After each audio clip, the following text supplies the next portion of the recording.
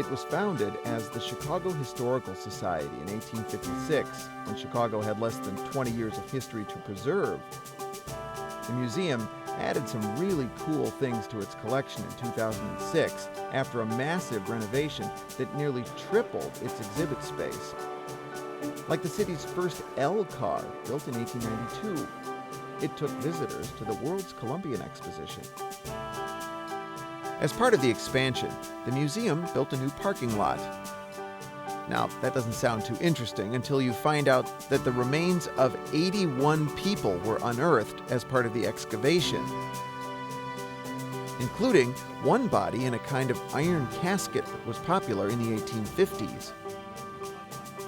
It turns out bodies are often found during construction at the south end of Lincoln Park, because this was Chicago's first cemetery. It was established in 1837, the same year Chicago was incorporated.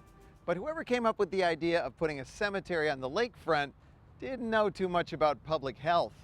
The high water table meant shallow graves for Chicago's departed, many of whom had died of infectious diseases like cholera. Health crusader Dr. John Roush urged the city to empty the cemetery and convert it to a beautiful lakefront park. The city agreed, and in 1864 officially designated it Lake Park.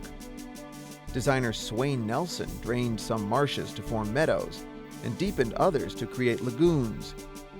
He laid out carriage drives and pedestrian paths, and he personally shooed away the occasional wandering cow, for which he got an extra $15 a year. But removing the bodies to other cemeteries took more than 10 years.